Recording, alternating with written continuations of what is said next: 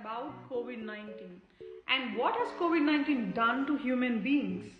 Well, empathizing that many families have lost many people across the world, globally, and countries, global markets, and countries that have impacted and lost senior citizens, impacted and lost their loved ones. Every country had an impact, overall impact, and aftermath happening now, today, after 4 years.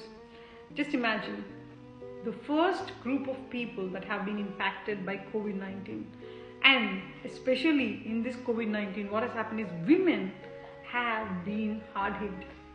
And what can we do to improve the lives of people across the world to be a part of their journey? One, why did COVID happen? How did it happen? And the story, background story, everybody know. But how can COVID be a greater impact in your business is how you learn from COVID journey. So learn from COVID and create different varieties of structures. So my idea here is to have a flywheel structure where COVID is a smaller gear and the global markets is a bigger gear. And how do you sell to your customers is just understand the mechanism of COVID, because COVID can bring in new niche skills to your organizations and help improve it.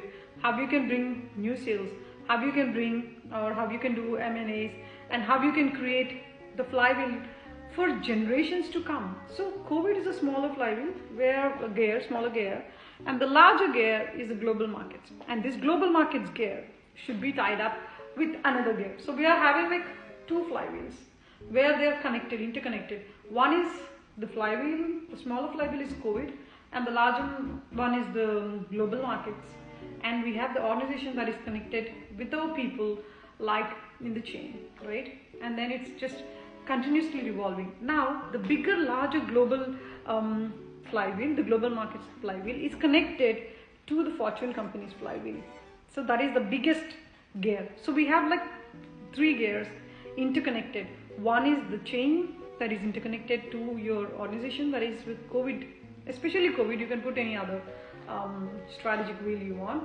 And then you have the other biggest flywheel, which is connected to the global landscape of Fortune companies. Now, this Fortune companies wheel have different set of industries, right? So they can either correlate to you or not correlate to you. But my idea here is, if you think, my belief is, doesn't matter whether they belong to our organization or our industry sector. What we can do is we can just leverage it as a value driver and create and connect to the global markets strategic wheel of how we can just leverage from the Fortune companies, top 100 companies, and the global markets to your organization's COVID-19. What has impacted? What has really worked well? How did you improve your margins? How did your profit been stabilized? How did you improve your overall sales? How did you improve your continuous income? What is being static? What has fallen down? What has been good? What has been better sales? What has been bad? Or what are the best? I would say the bad are the best learnings. It's not from the best and better we learn, but it's from the bad and the worst that we can learn the best. That we can convert them into outcomes. So if you lost, for example, if any organization lost the largest deal, why? Why did it lose? That is my way of thinking. What can we do better? Why can't we go and revisit the customer? Why can't we learn about what has happened from the customer? Always continuously learn from that vision and how we can just bring the outcomes from it. That is the bestest of learnings that we can do. And coming back to the flywheel, where the flywheel is not just one aspect of the wheel of strategic vision, but two of them. So let me draw it and show it to you. It will be easier. Interestingly, I got this idea just now on the Market Go while reading about COVID-19 and the impact analysis of global businesses, global market, and how can it add value to the organization. So I came up with this flywheel strategy, which is the COVID-19. It's a small gear, and then you have the global markets, which is the big gear, which already is just running, and the impact analysis of COVID-19 and the gear that just runs is just running. And then once we reach whatever the flywheel strategies are, then we just go and continuously run to create profitable outcomes. So initially we just leverage our cogs and then work on it. Then we have the largest wheel. This is a fortune, and the fortune company is tied up with the global markets. Now, despite whatever the markets are, despite whether your company falls into that particular industry structure or not, what we can do is we can just sub-navigate and future navigate it into top 100 fortune companies. Where are they falling? Where is your firm falling in that 100 companies? And what are we doing really good? What are we doing better? What are we bad at?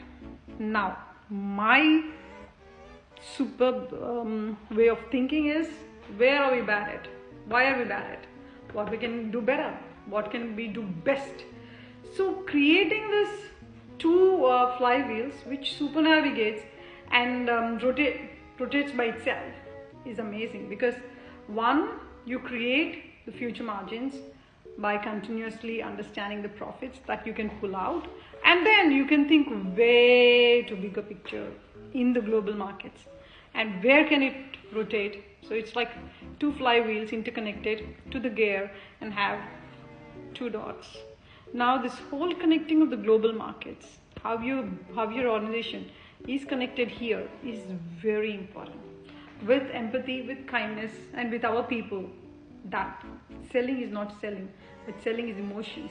Selling is emotion, selling to the customer, willingness to pay and willingness to sell. And what are the value drivers? How we can just leverage it. What is our thought leadership we're putting into it? How we're strategizing it, and what are we bringing outcomes to that? So we negate it to our own self and help make our leaders understand the importance of where we can just leverage this and bring outcomes, overall outcomes. So this is just on the mark, set, go. I just got this idea. We can read 100,000 books and still get one idea which can just be a life-changing. Or you can read one book, you can just get one simple idea and get superb outcomes. The vision is continuous learning. The vision is to continuously adapt ourselves, like that of COVID. How did COVID play a greater major role in our lives? How did COVID play a greater life-changing events in our professional life? How did COVID change ourselves? So this will future navigate us into decades of thinking. How can COVID be part of our organization's journey? Because if I'm working for my organization and I be a smallest of dot, how can I just leverage my smallest of pixel and think way bigger and help navigate our leaders' vision to be held with the personal branding, with the brand vision, understanding the brand awareness, and continuously enhancing this with outcomes. So how can we be part of a smallest dot with the biggest vision and help collaborate with each other to create an impactful outcomes for our leaders' vision, and continuously, constantly adapt our thinking, enhance our think tanks, and continuously learn from our own journey. It's about being ourselves.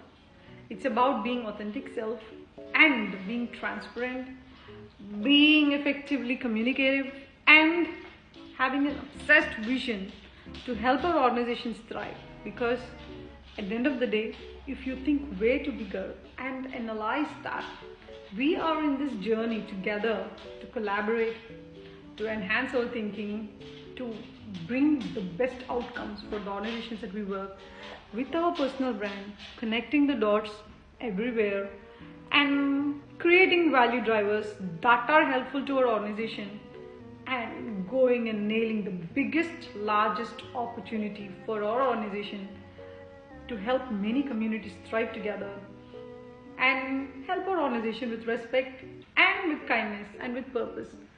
It's being ourselves, selling emotions to the customers by our amazing stories. That is, your short story is your story, and your customers connect that stories, and that's how we just change our willingness to pay to willingness to sell, and